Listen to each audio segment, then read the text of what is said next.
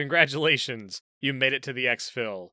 You can relax, unpack your bags, and we hope you enjoy the show.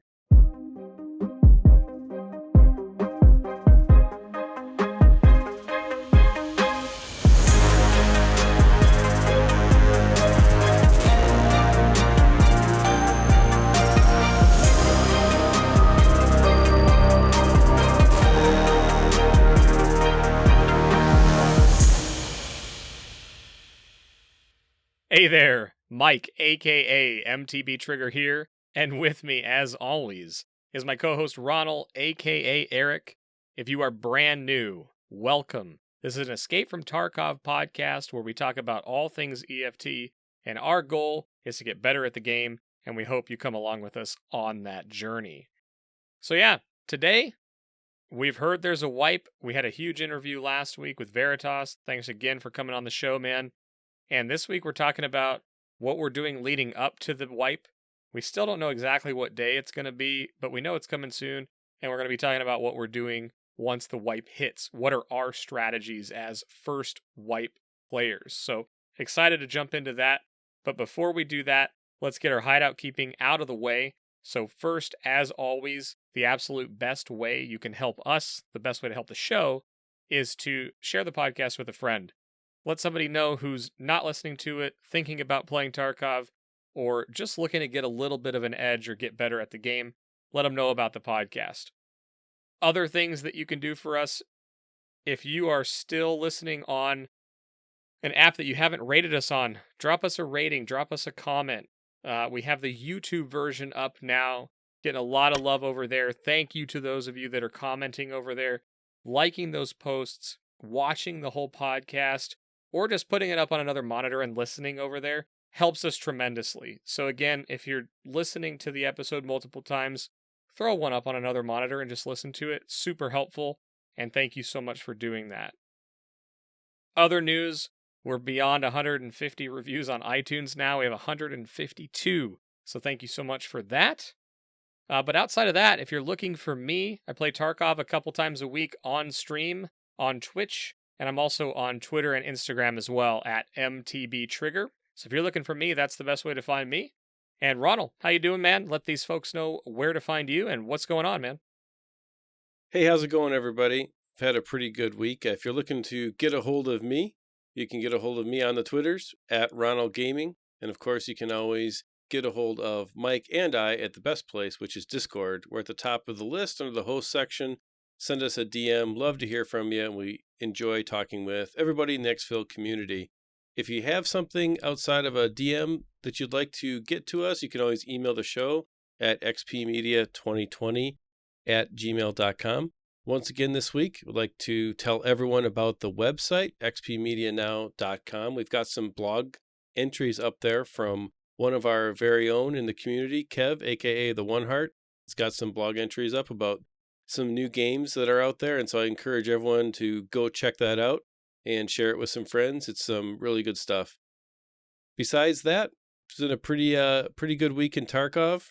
I'd have to say that I'm kind of really looking forward to the wipe, looking forward to talking about the wipe tonight, and I've had some interesting challenges. Just saying, okay, I'm going to use all this stuff that I usually can't afford, so it's been kind of fun from that perspective. Nice. Yeah, it's funny. I sort of didn't think that I would get, I don't want to say bored. I didn't want to say that I would lose purpose even with a wipe coming, but I'm feeling the same sort of lack of purpose. I think that's the best way to say it, that I felt like at the end of a Diablo 3 season or something, where I could keep going, I could farm more greater rifts and get more gear, but I'm going to get to start over, and I'm so focused on that and so excited for that I've kind of lost purpose. And when I lose purpose in Tarkov, I find myself grinding in factory for like 4 hours straight. So I've learned that at the end of a wipe, especially once it's been announced, that a lot of people like to go into factory with very, very thick gear, and they like to do it in teams. And so I've been finding a lot of teams with ultra thick chatted out gear, And it's been a good time this week in factory, but that's where I found myself, just because of that lack of purpose. But there is the other side of people getting ultra thick gear, going into factory, and maybe not knowing totally what they're doing in a team. Would you say that, MTBtrigger maybe has killed a Brad or two this week? Brad is my new favorite term, by the way. We were laughing about this the other day because I was talking to Eric. I was like, hey, have you heard this term? And he's like, what's the term? And I'm like, a Brad. And then I explain it, and he's like, that's me. And I was like, no. No. But if you haven't heard it, like it's kind of a jab at the Chad and the person that runs with the Chad, which would be Brad. And Brad is usually distinguishable because he's sort of out of place, doesn't quite know the right place to be, doesn't hold the right corners, can be found out in the open. But Brad is a thick boy. Brad's got the gear, he's got the face shield, he's got the gun, he's got the armor, he's got the raid backpack. He's ready to suck up every piece of loot that his buddy Chad has for him or was willing to donate to the cause. So I think we've all ran into Brad. And I think more importantly, what I was laughing about when I told Eric about the Brad term was I was thinking about myself early on when, Dadcaster and Tisdale, these guys are running me through raids and quite literally telling me what to loot, what to pick up. Oh, there's a guy over there, go loot him. Oh, here's all this gear to bring in the raid. Like, I was a total Brad. I'm just following the Chads around and taking whatever they're willing to give me. I didn't know. So it was just kind of a funny flashback moment for me, but we were laughing about being Brads at one point. And yes, to your point, there are a lot of Brads in factory right now. I'm not going to lie. And they're just a little scared. So you can usually find them in a corner somewhere. Yeah, I for sure was a Brad for a lot longer than you were, but I do appreciate the the concession of saying, well, you're not Brad. Well, I'm like halfway Brad. I'm like a bruh, when it comes to this whole thing. But that fits so well. But it's great though, right? Because I think one of the great things that's happening right now in Tarkov is that people have lost the purpose, like driven to just hoard rubles, hoard gear, get tasks done, focus on game progression. All that's out the window right now. Let's just go to the flea market, buy a bunch of expensive stuff, and, try all this interesting things, right? Before it's all kind of goes away and you have to grind to get it all back. And it's a lot of fun. It is a lot of fun, but I've also talked to a number of people that have done exactly what you said. They went and spent a boatload of currency on a bunch of gear, and they did it too quick. Right? So presumably by the time you hear this, which today is May 5th, Cinco de Mayo, I ate way too much Mexican food tonight and I'm feeling it. I'm sorry. It's just happening. It's present in my mind. But by the end of this week, so May 9th, whatever, we still may have 2, 3, 4 weeks. We just don't know. But everyone thinks it's coming within a month. So it could be as soon as next week. It could be a month from now. We don't really know. But you still have to pay attention to your currency, because if you were going in with 200,000 ruble kits and now you're going in with 1 million ruble kits, the flea market is crazy right now. Most barter items are way, way, way down. So if you got really good at farming graphics cards, you're making less than a third of what you were 3 weeks ago. So there's all kinds of stuff happening, and it's just kind of funny. Like, I think everybody did that as soon as the wipe conversation happened. But I think now everyone's kind of like, oh, maybe it was a little too hasty for me to go spend everything and buying the full Chad loadouts. So interesting. Yeah, what I actually found is that I'm playing a whole lot better. It's really weird when you play, playing scared is not really what I mean, but when you play with a hesitation because you're thinking, okay, I need to grind whatever, I don't want to lose this stuff. It's not gear fear. It's more about the amount of time I have to put in to replace something. And so I'm playing a whole lot better, which I think is really kind of fun for me, because I kind of went through this transition period in this wipe conversation for about 3 or 4 days where I kind of was thinking, what's the point of keeping playing Tarkov right now? I still like the game, but kind of if I don't have a purpose, why am I playing it? And what I'm realizing now is that I'm just having a lot of fun using this gear, playing quite a bit more aggressively. And sure, I'm dying, but I'm also living a whole lot more. And we actually had a factory raid this week where I was the Brad in the situation to start with, and you died, and we were on stream, and it was a lot of fun because it was a situation where honestly in the past I would have died right away. I actually want to take a total tangent right here and talk about this because you said the word hesitation, and we're talking about the kind of progression of gameplay, right? And I think that word hesitation is the one that resonates for me because decision making in Tarkov is so much more challenging than all of the other games in the FPS world that I've played, because it's not just, oh, I think this guy's going to wrap around to the right, so I can either push into him, wrap right, flank, whatever. There's healing aspects and the debuffs and all of those things. But it's that hesitation that is so hard to get over, because it's things like, oh, should I stop looting right now? And if you hesitate, you die. Oh, should I throw this grenade right now? Oops, hesitated and I hit the wall because I turned. Right? There's all these hesitation factors. And so what you were just talking about was that time where we're in factory, we spawn behind the forklifts, and we go up the rafters on that side, and then we run across the rafters to the outside of the breezeway, and I'm like, I hear a guy, he's on the inside.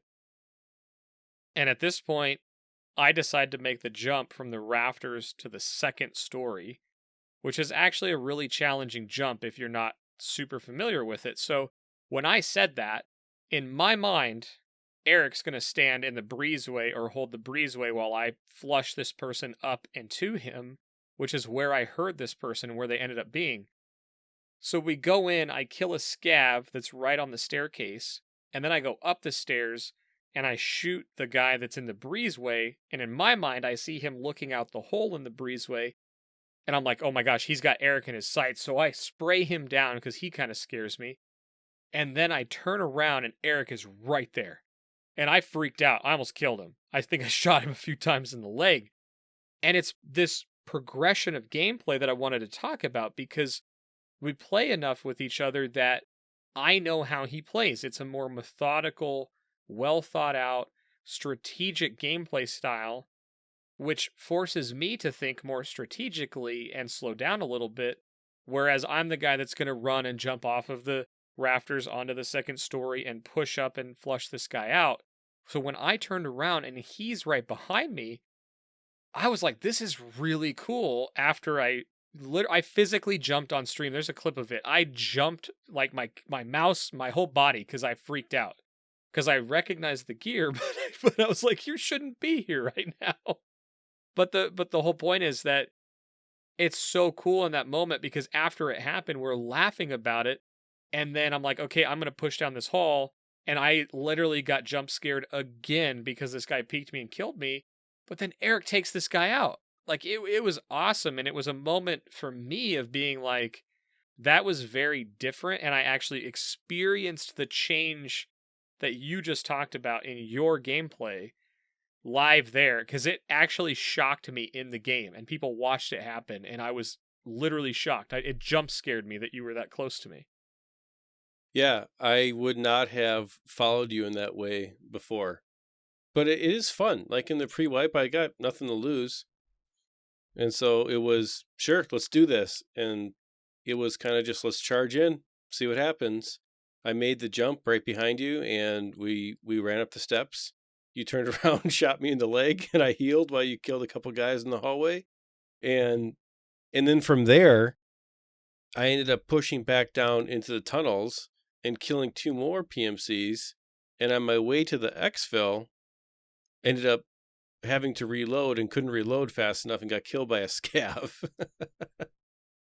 just the worst feeling in the world. And it's stupid. It's my fault because I had my reload key bound the wrong way, and that's all fixed now too. But the point being that it is a time in the wipe where you can try playing totally different. And I'm playing like a Chad and I've been playing Resort like a Chad. I've been playing Factory like a Chad. I've been playing Customs like a Chad.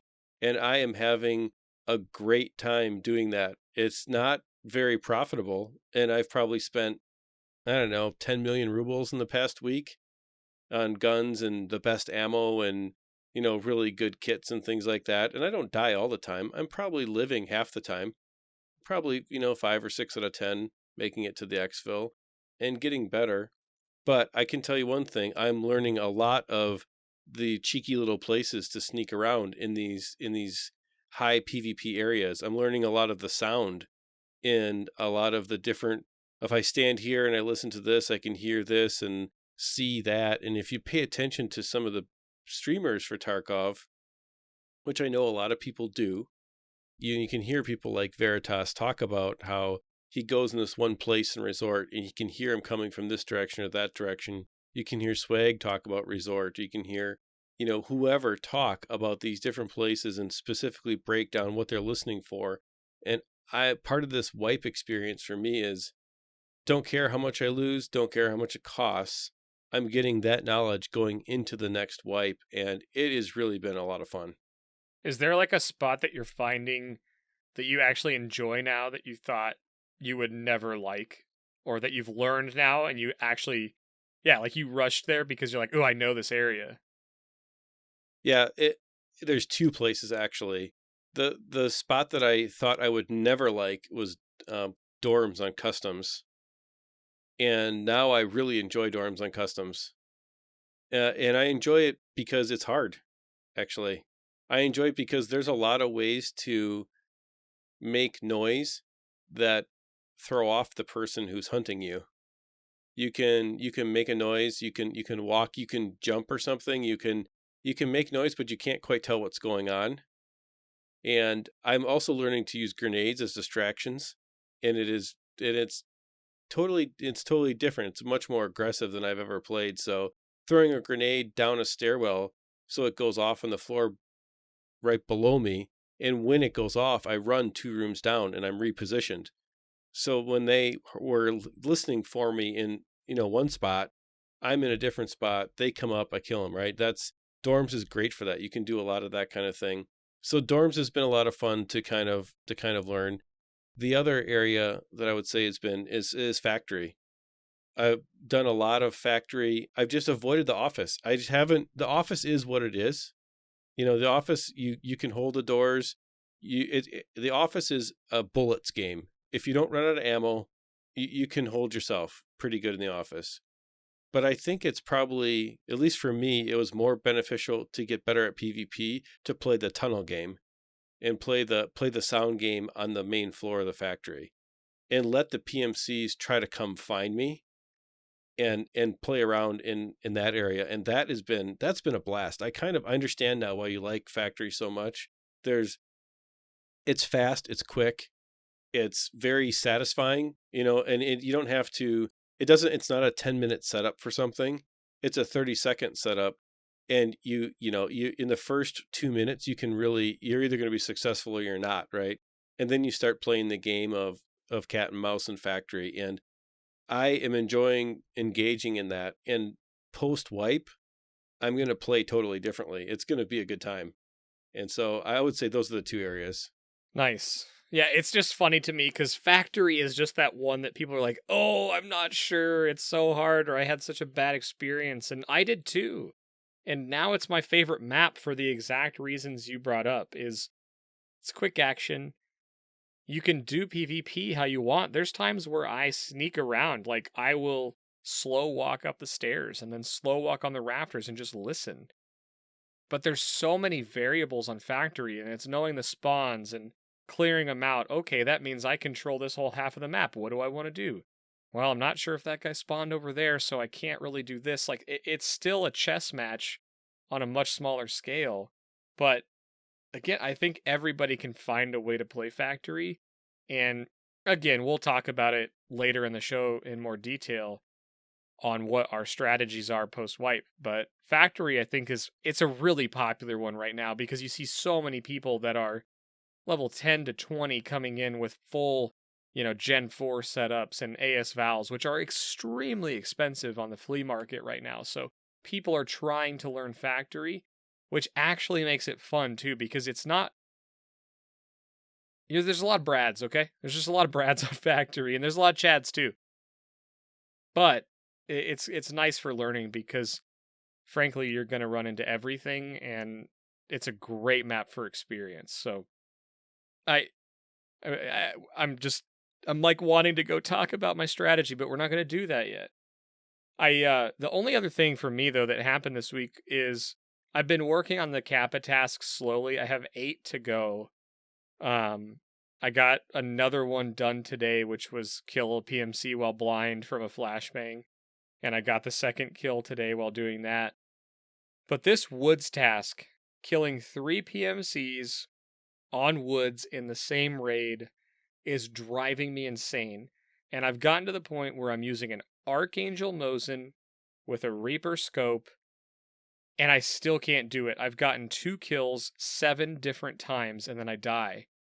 And Woods right now is another map that I think people are forcing themselves to learn, and everyone's going in with Reapers, or there's a lot more Reapers than you would normally expect, because it's pretty rare that you see someone that isn't looking at you or trying to find an angle on you on Woods right now.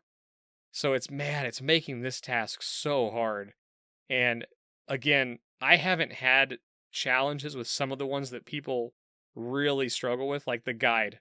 I got the guide done on my first shot. Solo, basically. The guide is where you have to survive every raid, and you can't be a run through. You actually have to earn some experience. And I did that solo on every map except for customs. I had people come in and help me on customs, which was the very last one. But I got it done on my first try. But this woods one is like, I've gone through so many Mosins, so much ammo, so much gear. And then when I die like 2 or 3 times, I just go back into Factory and farm it for a few hours to get my confidence and my gear back up. So kind of an interesting week as far as it goes, because I have gotten some other tasks done, down to 7 or 8 now. And I don't know if I'm going to get the Kappa before the wipe. I'm going to grind hard for it when it comes time to wipe, but I'm not sure if I'm going to get it. We'll see. Yeah, I understand that, the grinding for tasks. I've kind of this week decided that my tasks kind of are where they are. I've made it to the point where I probably have about less than 20 left. And so I've just kind of thought, well, this is a good point. Made it too soon where you really got to have friends to help get through some of these kind of really obscure things. And I'm really not going to worry about that right now, because I won't have enough time to get all the way to the Kappa. So I've kind of just, I wouldn't say I've given up on tasks. It's just not my focus at this point now in the game. But it's been interesting. This past week, of course, game time was a little bit reduced because we had a great show last week with Veritas, which was 2 hours long, which meant that you and I had a lot of work to put in to do it. So we apologize to everyone that audio came out a little bit late and everything was a little bit delayed. Took a lot of effort to get that out to you, but we just want to make sure we get that in here so everyone understands that we're back on the normal schedule, boys. So the other thing that kind of happened to me last week, which is kind of really annoying, is I keep getting this disallowed program number 10 error, and then Tarkov closes. And so I it's beta, right? So then I looked it up, right? And people are saying it could be this program, that program, but it's like the anti-cheat thing. And I'm not running anything except Tarkov. And so I've had some people give me some suggestions, but if that's happened to you, if you've ever seen that error message, throw that in the EXFIL Discord and general chat. Let's talk about that. I'd love to know if anyone else has had that problem. It's disallowed program number 10. And so it's really interesting. It kicked me out of a raid in the middle of the week where I was playing cat and mouse with this guy in Shoreline and Resort, and I was having a blast, and then all of a sudden I get DC'd. and I get back in, and I get DC'd again. I get back in the third time, the game client crashes with disallowed program number 10. I try 5 more times to connect to the raid, and I can't connect. And then I'm done. And of course I was killed.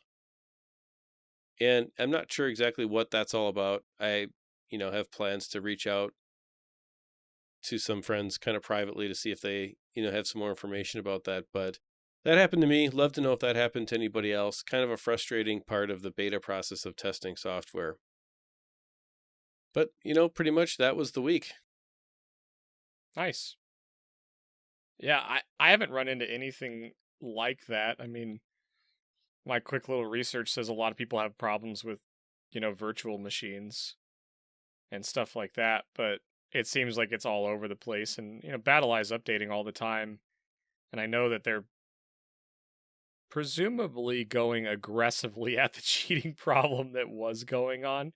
So they may have knee-jerked a little too hard in one direction and are getting some false positives on things that aren't necessarily on there. So that's frustrating. That stinks, man.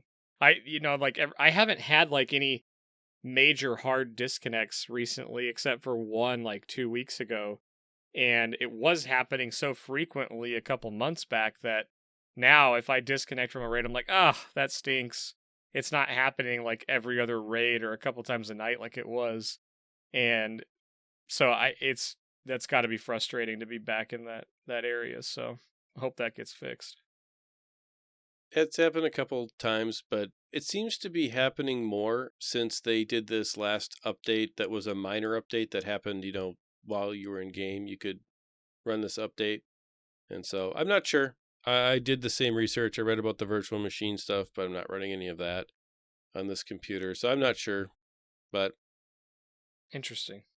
Yep. All that being said, though, it only happened for really one day. And then the next day it was fine. So it could be BattleEye. I don't know exactly how BattleEye works.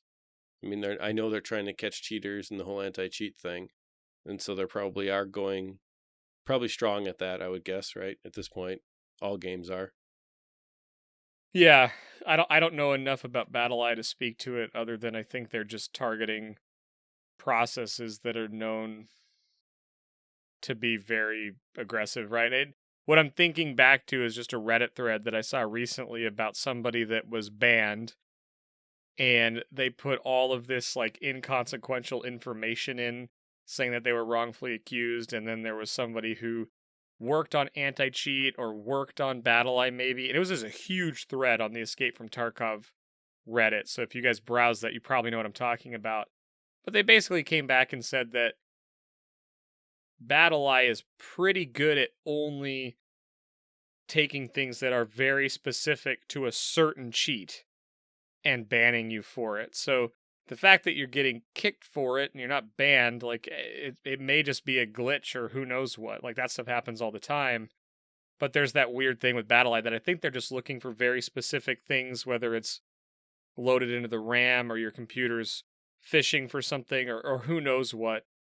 I don't use that stuff, so it's hard for me to speak to it. But there's some people with great experience on it, and there's a great Escape from Tarkov Reddit post about this very subject and BattleEye that now I'm actually kind of more interested in it now that you're having something that's not related to cheating, but is flagging their system somehow. So now I'm a little more intrigued than I was before. Yep, we'll put some research into it, see what we come up with, and maybe talk about it in a future show if it could help everybody out. So yeah, interesting. Well, let's talk about the wipe. There's really two things, like we said, we wanted to talk about, and we've already talked a little bit about them, but we kind of want to talk about what we're doing in this time before the wipe, things we want to accomplish, things that are going on, and again, like what we're really focusing on, and go into some detail on that, and then we'll talk about basically what we're going to do when the wipe actually does happen. So, you talked about some of the areas that you now like. Are there other areas that you are trying to learn right now, or things that you're doing before the wipe happens? Yeah, there's a couple other things. I'm shoring up locations for caches because one of the things that's going to be super important is looting. Early on, looting is going to be huge, right? Getting stuff, even that you're not going to worry about selling on the flea market, because the flea market's going to be very different, which we'll talk about in a little bit, but very different. But early on, just selling to traders to build up that reputation with traders and, start this whole process all over again. So I'm shoring up locations for caches. Shoreline's great because there's a ton of caches on the outside of the map. It's a lot of stuff you can hit kind of on your own. There's also caches on reserve. There's a couple other, I'm sure there's caches on every map. I don't know all of them, but I've been shoring up cache locations. That's definitely one thing. And then beyond the PvP, which we've already kind of talked about, because for me, that's the area that I needed to practice to get kind of better at, get more acclimated to, that kind of thing. Beyond the PvP, I've been working on, ironically enough, sniping. I've been working on bullet arc, those kinds of things, because it's really easy to play right now with good weapons, good ammo, expensive sights. But I've been working on trying to hit shots with like a Mosin with no scope at 100 yards, just working on, we're going to have what we're going to have. We're not going to have very good ammo. We're not going to have all the fancy stuff that we have now. So I've been kind of gradually working in like a raid of basically low end gear to just say, okay, I'm going to have to be successful with this. And so kind of getting used to that, kind of more of a low end loadout. I keep hearing people talk about practicing with the low end loadout or level 1 and level 2 traders and things like that, and I just am way too much of a hoarder. I have too many guns. I've tried and I just can't do it, man. I just am like, well, I got like 12 M4s and like 13 unbuilt HKs that I want to test out and mess around with, but I think that's actually a really good strategy, because even though you may not win a lot of the fights or a bunch of the fights, so when you come up against a Chad right now or somebody who's a little bit more geared, putting yourself in the situation of understanding how the gun shoots, when everybody's on a more equal footing as far as armor goes, or their armor won't absorb as much from the earlier rounds, that's actually probably a really good strategy.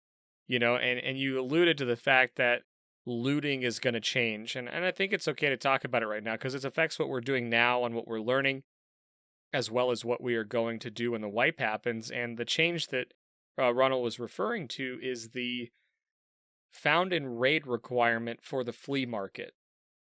So we don't know everything that's going to happen related to this, but what Nikita said is that two things are going to happen. One, if you run into a raid, scoop up some loot, and leave, those items are not going to count as found as raid. So if you go as a run through, meaning you didn't get enough experience to be survived or whatever it is, those won't be found in raid, meaning you can't post those on the flea market.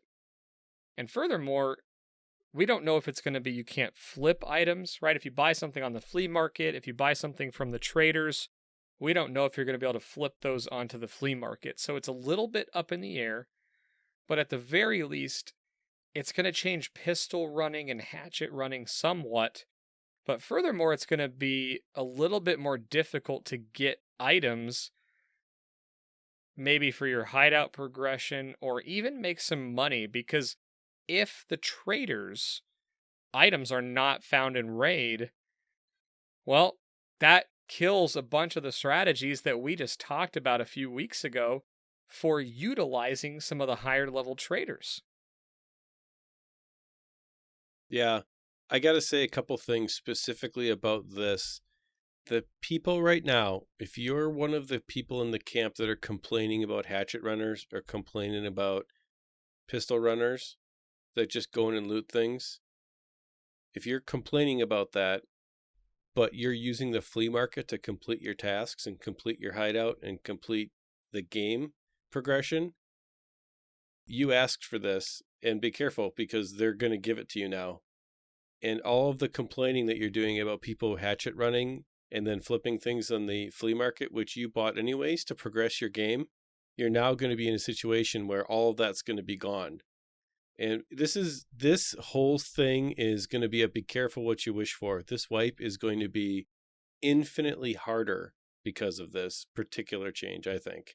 And what I mean by infinitely harder is it's going to take the average casual 2-hour-a-week player so much longer to get through this stuff than it would have in the current system. Well, and I've actually thought a lot about this because my initial gut reaction to it was similar to yours. But I think the vast majority of barter items that get posted on the flea market are found in raid. Maybe they're pistol run or maybe they're hatchet run, I don't know, but they're still going to show up there. I think what's going to be really interesting is that there's not going to be this like artificial influx of capital from flipping items from traders. That's the one that I have the most questions about. Like, is the weapons case trade still going to be there? They could completely change every trade for all we know and what's required. But if the traders had the same stuff as they did this wipe, we don't know if we're going to be able to flip stuff that way. And that made up a lot of the cases.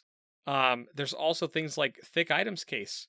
You get one of those from a task, and I don't think you can find those in raid because stuff that other players bring into a raid, even if they brought in a thick items case to fill up with loot, it doesn't matter. It's not found in raid, so you can keep it and use it, but you're not going to be able to sell it and make the money on that. So, you get a slick armor off somebody, you get a Gen 4 high mobility kit. It's not found in raid. So the availability, the supply is probably going to go down, but I think it's also going to keep the relative amount of currency exchanging down as well. So I don't know that buying items for tasks or hideout progression is really going to change that much. I think it's just going to be relative to the new economy. And I think what you're saying is that the economy is going to change radically. And if you're used to doing it one way, it is going to be different in this next wipe. It's just hard to say right now. But I don't know that it's going to be harder. I just think that people are going to have to find, people that really like pistol running or really like hatchet running, I think they're going to have to find a way to get some experience before they leave, right? Unless it's going to be those guys are going in and finding stuff that sells really well to the traders, and they're going to leave stuff that's better on the flea market. So, it could radically change it. I just don't know. I don't know. You brought up some good points that kind of challenged the way I was thinking about it, though. The supply is going to be so much less. So what you said is, I agree with everything you said, but there's one critical piece of that description, like that thought process that you just laid out. The supply is going to be 5% of what it is now. Just because there's just not going to be the flood of stuff on the flea market like there is now that come from the hatchet runners, the pistol runners, the loot runners. Do you think there's that many right now? You think it's that big of a percent? Oh, yeah. I absolutely do. And I do now more than ever because I'm going to all the high value places in the maps now on purpose. So I'm going to the mark rooms and resort and in dorms. And what do I see? I see 5 to 7 dead hatchet runners there every time.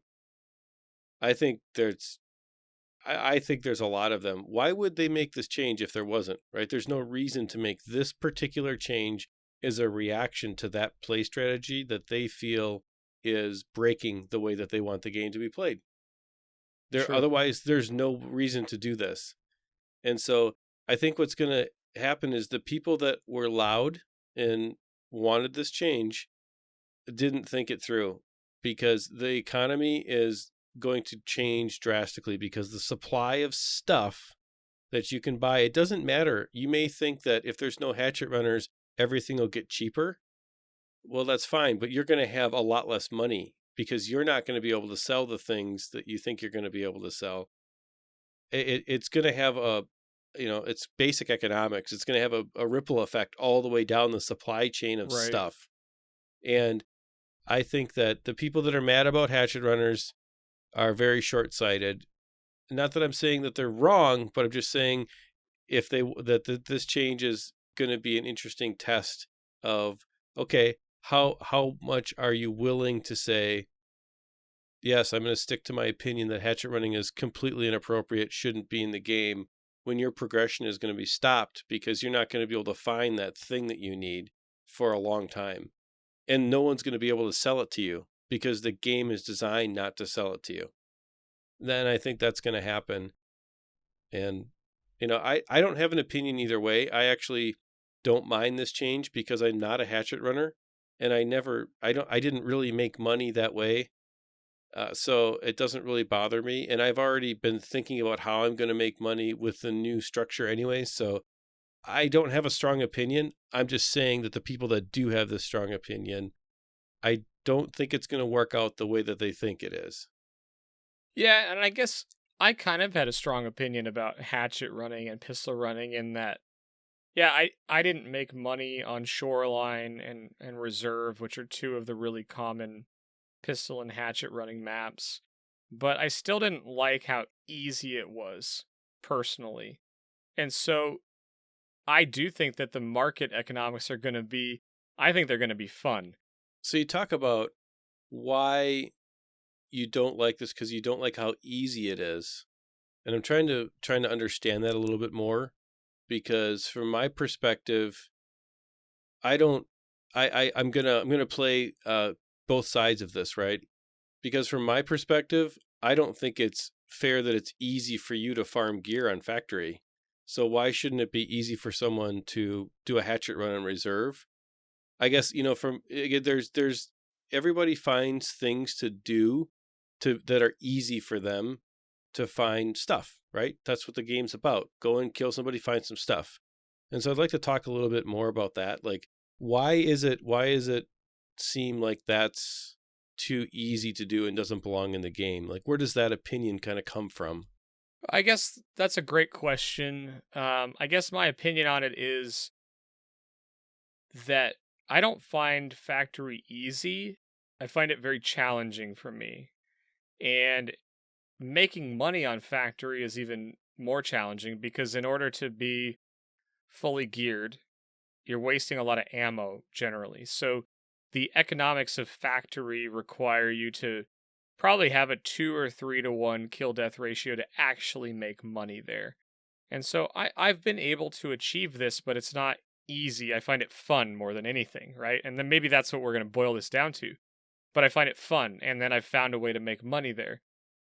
I guess what I don't like is that somebody can avoid all conflict, can run to an area, and it's really Shoreline that I have a problem with. I actually don't even have a problem with it on Reserve, because Reserve spawns are laid out so well, and they're still pretty close together that you're in a lot of danger on Reserve if you're pistol and hatchet running. It's really Shoreline that kind of bothers me because you have such an advantage if you just straight sprint up there. And I guess what I don't like about it is that you can go in and potentially find a Red Labs card, a couple LEDX, and basically have full loadouts for a long period of time by just going in and throwing that in your gamma container, and you don't have any fear of not leaving with that loot. Like, you go find a Red Labs card or a LEDX, and you don't have any fear of that. And that's right now, though, right? That's going to change potentially with this found in raids. So the question you asked is my opinion as it stands now. And now my opinion has changed because I think people are going to be incentivized to fight. They're going to be incentivized to have to kill some scavs or at least take something in to get some extra experience, because you're not going to be able to get that loot on the flea market unless you survive the raid and get enough experience to not have it as a run through. But yeah, so that's kind of where it's the foundation of it. I haven't thought a whole lot about that, but I think it's the Shoreline pistol and hatchet running that I don't like. That's the only place I really have a strong opinion about it.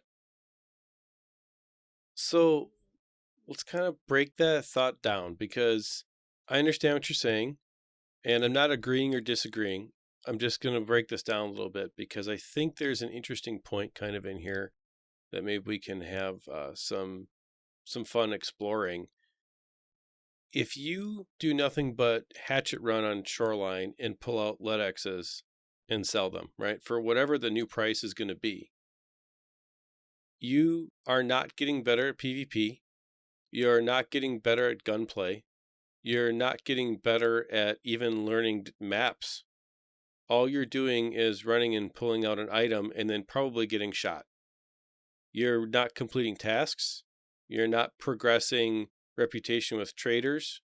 You're not doing anything but just getting money. And I can tell you, as someone who had a lot of money, but not a lot of PvP skill for a while, I don't think you have anything to worry about from somebody like that, because as soon as they spend that money and go into a raid, they're Brad and you are going to own them. So it's kind of one of those things where I don't think you should think of it as not being fair, because there's really nothing unfair about it to you at all, because whatever good comes from them going and getting the thing and selling it and then buying gear, most likely someone like you with your level of skill is going to take their stuff anyways. So I just don't see it as that being that much of a threat to any particular gameplay style, just as much as I don't see aggressive Chad type players being a threat to any particular game style. It's a different way to play the game. And I think that not you, Trigger, specifically, but there is a group of Chads that are always broke. And I think those people got mad that there was a group of hatchet runners that had a lot of money, because they don't understand the economy. They're stuck W keys and they're always broke. And I think that those loud group of Chads made this into such an issue that they are going to regret making this an issue, because those people are the ones that benefit from killing Brad and taking all their stuff. And I think that's what we're going to see. That's my kind of soft prediction here for what's going to happen. Yeah, it's really interesting, right? Because as you're talking through that, I'm trying to decipher where my opinion is rooted, right? And I tend to go back to MMO roots when it comes to this game, because that's really most of what it is. And so I'm thinking well, it's kind of if I didn't have the gear, I couldn't go into end game raids in World of Warcraft, right? And there's part of it where gear and loot value are kind of the end game right now. And that's sort of the problem that we discussed last week with Veritas, in great detail. And that's kind of the issue for me, is that you literally have a box that can't be touched by other players that allows you to put end game loot in and then go sell it without having to do any of the progression in PvP tasks area.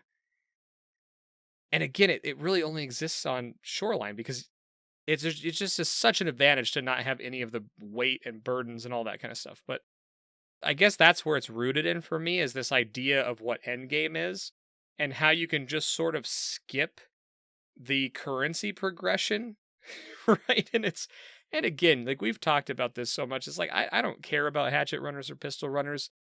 I mostly just want the ability to have an end game. I really would love to see an end game. And I guess in my mind, the PvPer, the guy that's looking to get better at fighting all the time, in my mind, it's going to a high tier loot location and it being a dynamic loot. You don't know exactly where the good loot is. You kind of have to go find it and search multiple places and have PvP during that, and then have a chance to go find and rummage through and get that really good thing and then get out.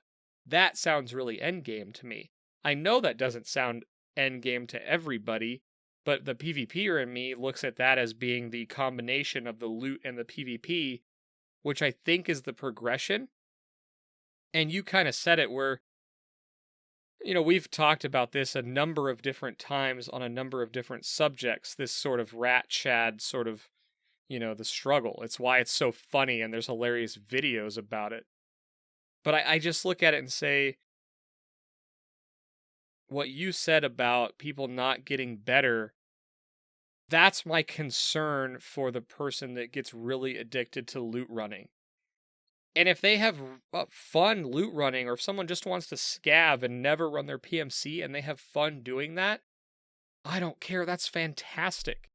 My concern is for the person who's not progressing because they get stuck in that.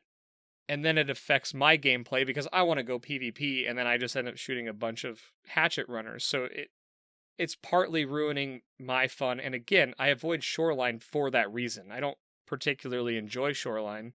So it's like, yeah, Factory is the best for me. I'm starting to enjoy Labs. Like, there's so many other options. That's why, like, I look at this as a very minor issue.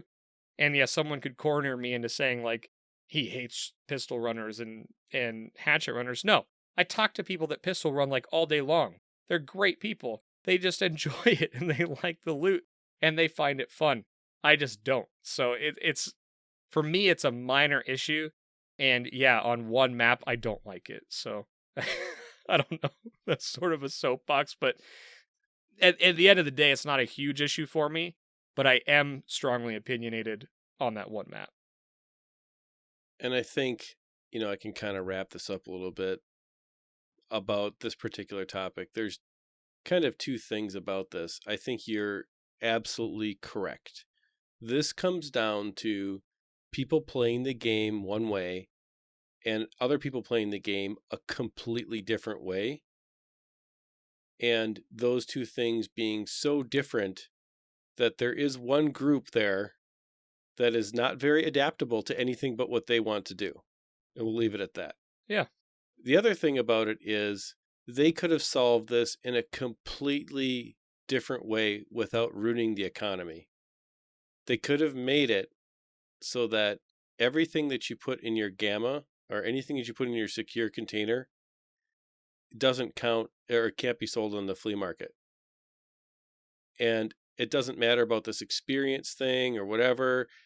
You could still hatchet run to your heart's content, but you can't just run into Shoreline and get shot in there. You have to get out, or you have to, you do have to do something. You can't just run in and put that LEDX or that red card in your secure container. And honestly, if they would have done that one change, everybody probably would have ended up in a better spot, because I'm telling you right now, the changes that are going to be made to the flea market are going to drastically make this game very, very, very different. I'm excited for that. I really am, but I'm thinking about, oh my gosh, if they made the change you just talked about, the videos that would exist on Reddit and Twitch of people scrambling in a PvP scenario to just throw the LEDX into their gamma container. Because they're like, I want to sell this so they don't gamma it.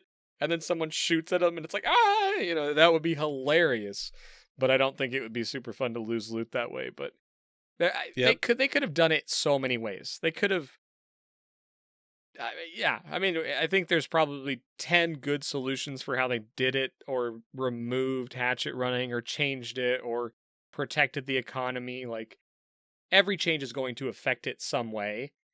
And I think at the end of the day, this doesn't remove pistol running. It doesn't remove hatchet running. I think it makes the economy less apt to botting, right? Because if that's a problem that they're having, we don't really know.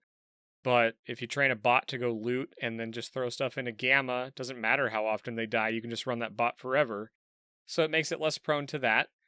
You can't buy and flip stuff, presumably, so it kind of removes that. So I think the economy is going to be truer. I think it's going to be a better representation of value, but I do think you're right. I think it is going to be radically different than what we've experienced this current wipe.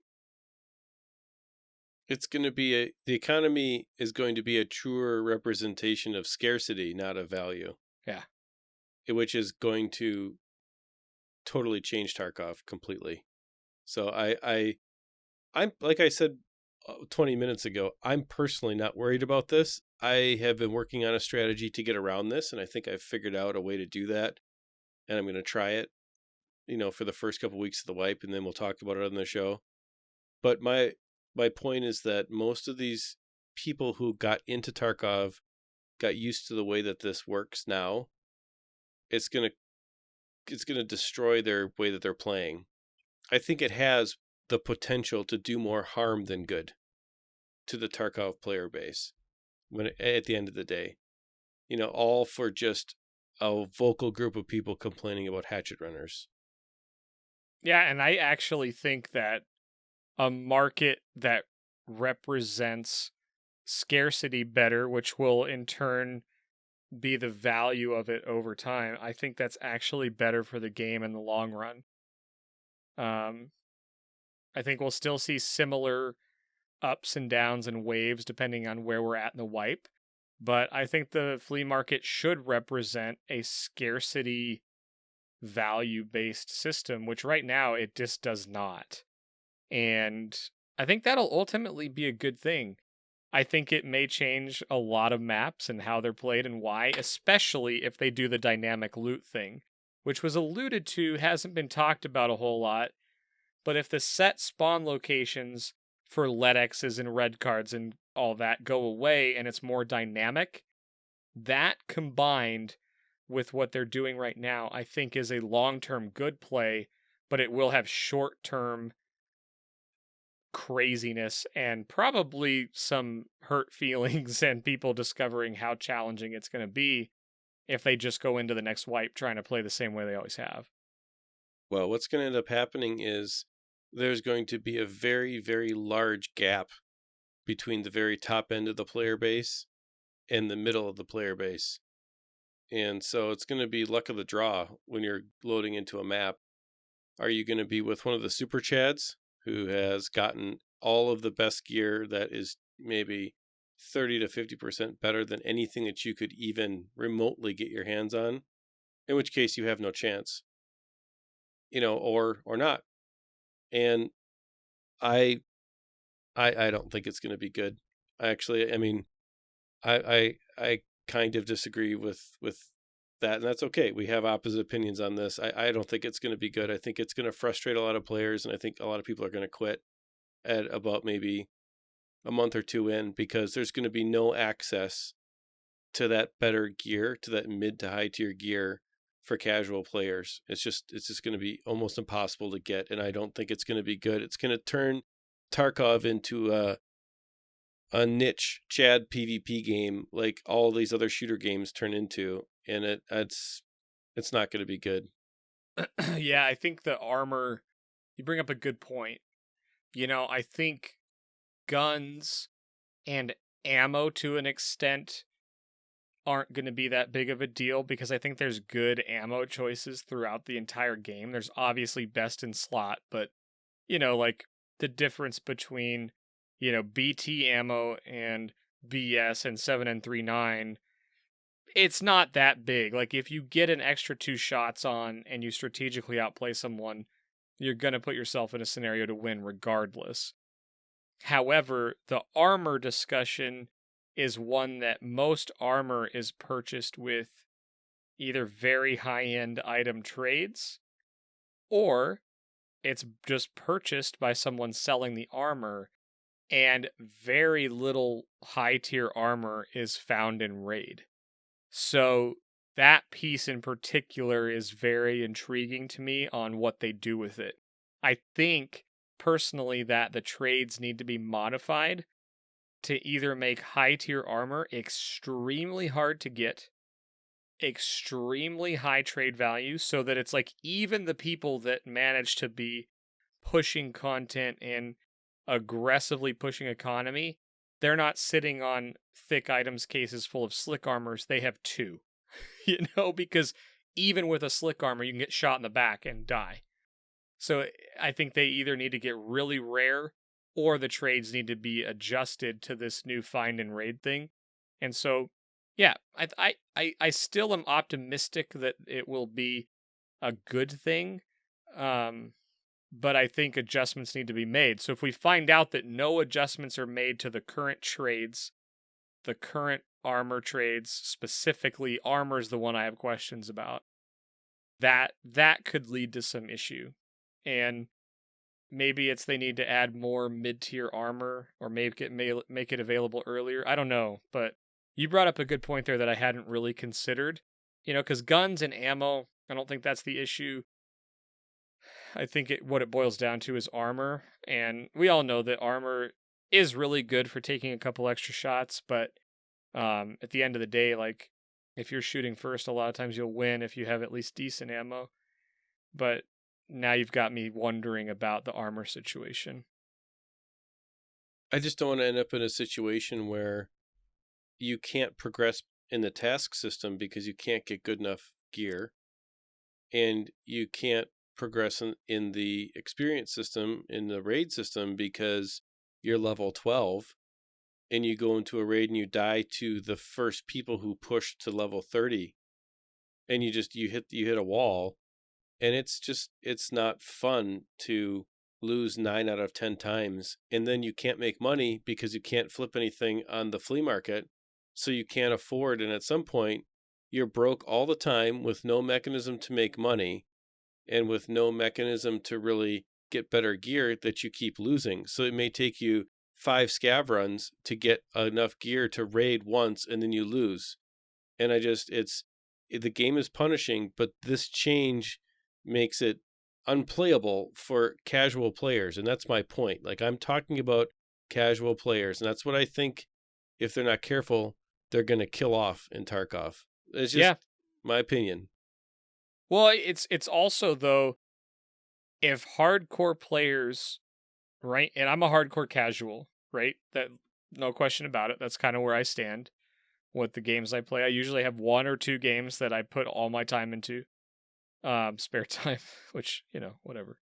But as a hardcore casual, I focus on things that make casual players happy, because the truth is, if the hardcore player base is the only one that has access to these high tier items, and they're selling them found and raid on the flea market, well, if the casual player base can't earn enough money to afford them, that means the hardcore players aren't making money either, right? Because a lot of the rubles comes from the significantly larger portion of the player base that is a casual player, right? Most games have, 1 to 5% are hardcore, and then you got another 5 to 10% that are hardcore casuals, and then the rest is made up of casual player base. And Tarkov may be a little different than that, but it's probably somewhere in that realm.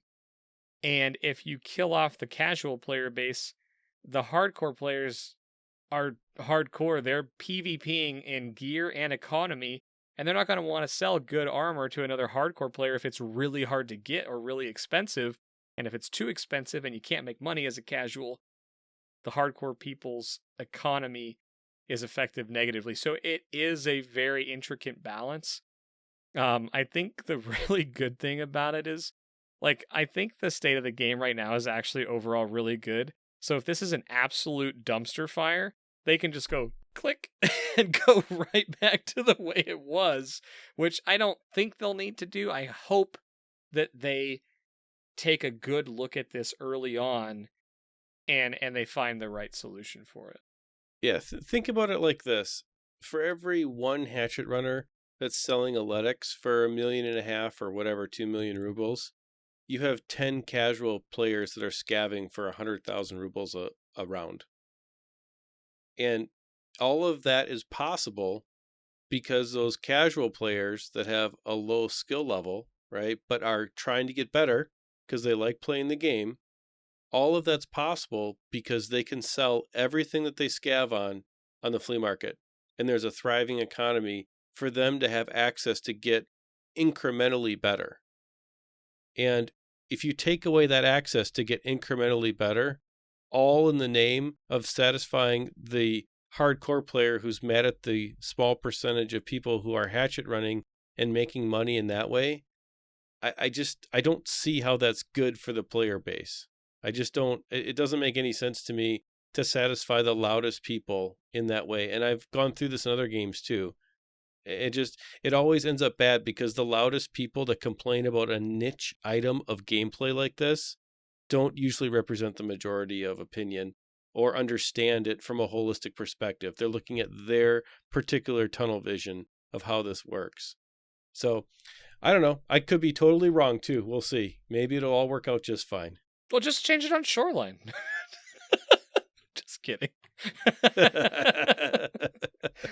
Well, let's take that conversation, right? And we took a hard right turn into this, and I think it's a great discussion because, again, I'm optimistic. I think it's going to be a good change. I think it's going to be better than most people think. I hope that you're pleasantly surprised, but I also think that you make valid points towards being concerned. So I respect that. Let's talk about that, though, with what our strategy is going to be when the wipe happens, and maybe thinking about all this. Is it changing as we're talking? I don't think mine is, but I think when the wipe actually does happen, I'm actually torn between two things, and this isn't going to shock anybody, I don't think. I'm torn between grinding factory for experience, which will sacrifice trader reputation in the beginning and task progression in the beginning, but would allow me to farm up an arsenal of decent guns, right? I could probably stock up on hunters, Vepr hunters, Mosins, all the things that are very good in my mind, or very good early game items, ADARs, things like that I can use throughout the early and mid game. I can probably get to level 20, honestly, really quick farming factory. And so I'm torn between that or just diving straight into tasks. And I'm not sure really which way I'm going to go. Yeah, I am probably not going to dive into tasks right away. I'm probably going to take a little bit more of an approach of building up a somewhat steady flow of armor and guns and things like that, from scavving, perhaps from maybe doing small raids, maybe doing one of my personal favorite runs, which we've talked about on previous podcasts, my shoreline route that avoids resort, but I make it out 9 out of 10 times.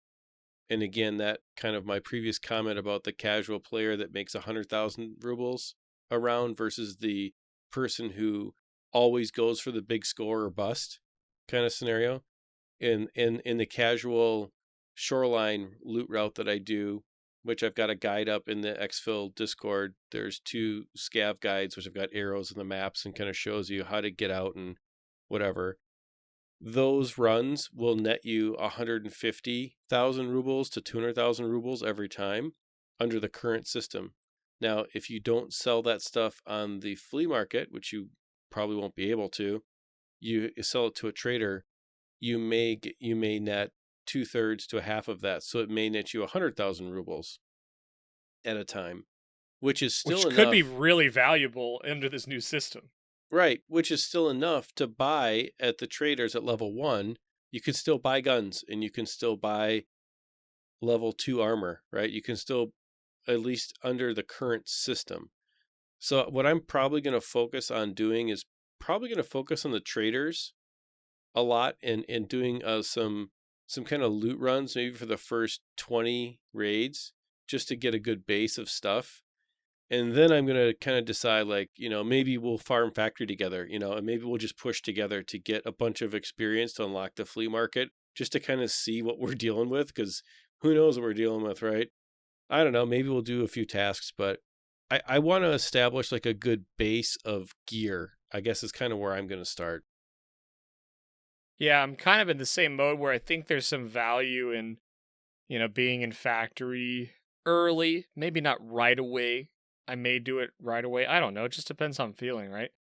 I go through these phases where I want to grind tasks, and there's other times where I just want to PvP and play. And so it'll just depend on what I'm feeling at the beginning of the wipe. But I think it'll probably end up being a combo for me, but I'm not going to shy away from factory. And actually, one of the things that I'm going to do next wipe, and I am spending some time before this wipe, is going into factory. So I just farmed my 16th labs key out of factory. So I filled a little bag full of labs keys, and I'm going to farm labs before the wipe. And one of my strategies is going to be to farm factory early to get a couple labs keys and go in with, Vepr Hunter or, an AK or whatever, and try to go into labs and farm some raiders and try to get a couple of really good gear sets, so that when I do get those tasks that are super challenging early game, like, the ones that everybody's going to be doing, like Golden Pocket Watch and going into dorms, and no one's going to have, big Chad Sherpas running them around. Everyone's going to be on a similar gear footing. So that's one of the strategies that may be a little different, is that I'm going to try to get into labs as early as I can and see if I can't get in and farm some raiders early. And I'm going to do that by farming scavs on factory to get those access cards. Yeah, it's a good idea. I'm really curious to see if they adjust the raiders, or if you're going to be able to kill the raiders, for one thing, depending on the gear that you have. And the next thing is if they adjust the raider difficulty based upon some overall average of what players are using, or if they just say, nope, this is endgame stuff. Good luck with it. If you can get it, you earned it. If you can't, well, then try something else. Yeah, it's going to be interesting to see what they modify.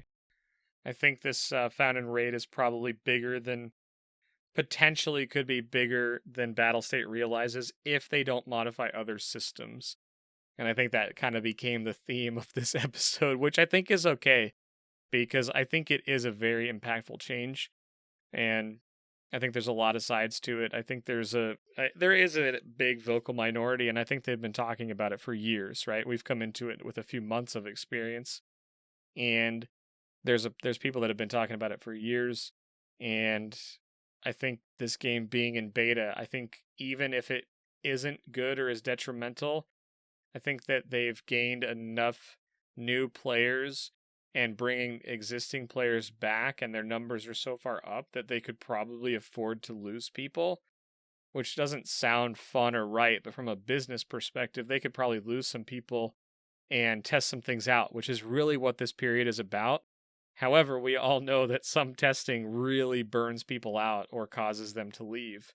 Things like resetting skills in the middle of a wipe. So we'll see how this thing goes, but it sounds like we're kind of on the same page for at least an overall thought process on what to do when the wipe happens.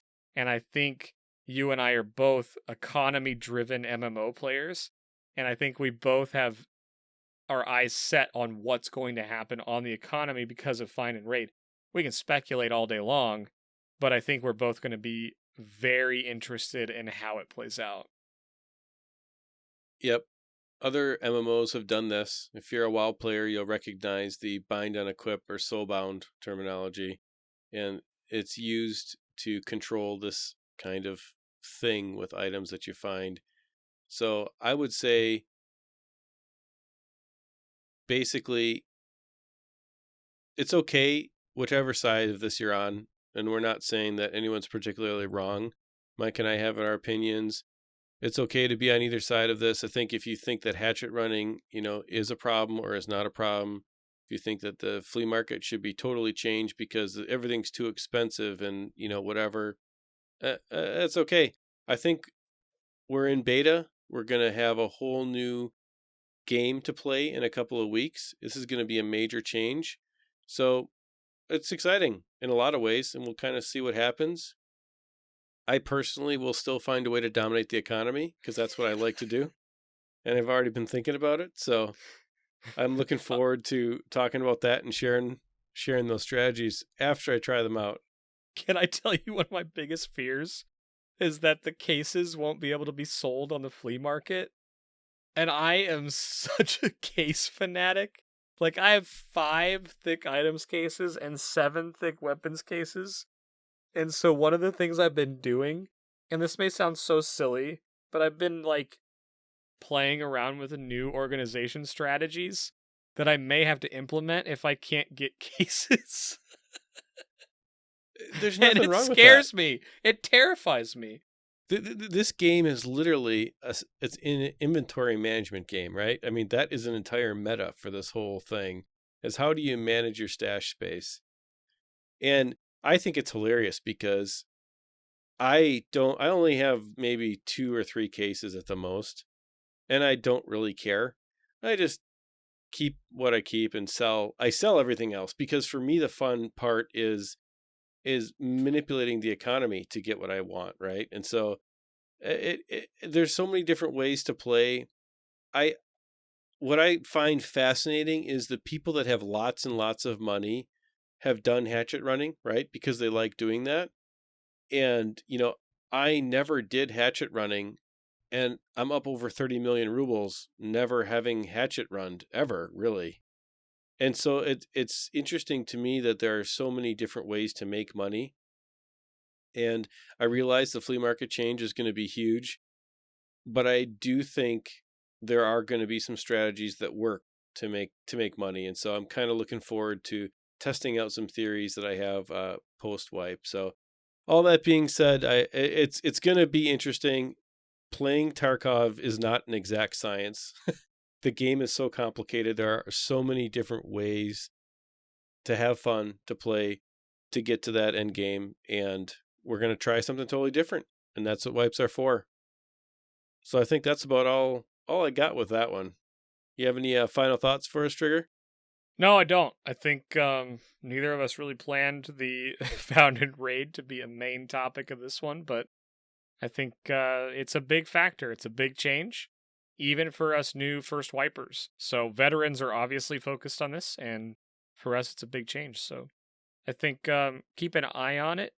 Make sure you're thinking about your play style, the way you like to play, and how find and raid only on the flea market is going to change that. Because if you're not thinking about that or you're not ready for it, it could be a real slap in the face in a couple weeks.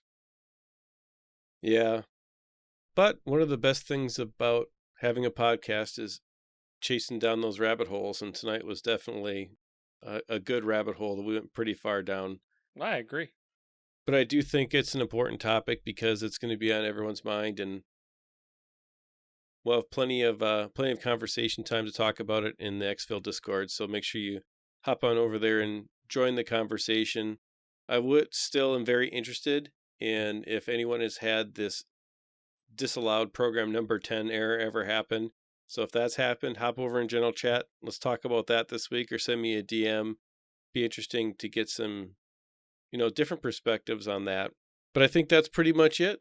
We are seeing that green bar across the screen, which means that we are seconds away from disappearing. I'd like to thank everyone for their continued support of the show. Thank everyone for their continued support of the Discord in the EXFIL community. You guys are all awesome. We definitely have enjoyed getting to know a number of you, and it's just fun. We're looking forward to going to this new season of Tarkov with all of you, and we're all going to get through this together, so it's going to be a good time. So if you could do us a favor, if you're listening to us on your favorite podcast platform, iTunes, Spotify, Stitcher, everywhere else that there's podcasts, and I think we're now up over to 100 million places where there's actual podcasts. If you could give us a review on all of those different platforms, that'd be fantastic. It really helps the show get spread out to a new audience, just brings more cool people into our community, and that is awesome. Also, if you can check us out on YouTube at youtube.com/XPMediaNow, like Trigger said in the beginning, in the hideout keeping, pull up the show for that second listen, throw it on your second monitor, and listen to the show on YouTube. That really helps the algorithm on YouTube spread the show out, and we are reaching an entirely different audience on YouTube, which is really kind of cool because we're getting the audio content audience. The YouTube audience is bringing a very diverse group of people together in the EXFIL community, and I think it just makes everything more fun and just makes all of the gameplay that much more interesting. So that's pretty much it. We're really getting close to disappearing right now, so have a great week, everybody, and remember to have fun before the wipe. And if you wipe with 1 ruble, that is a wasted ruble. So spend all your money before the wipe. Don't do it too early, otherwise you'll be scabbing. And be a brat if you have to. Be brat if you have to. And remember to scab often if you need to. See you guys. See ya.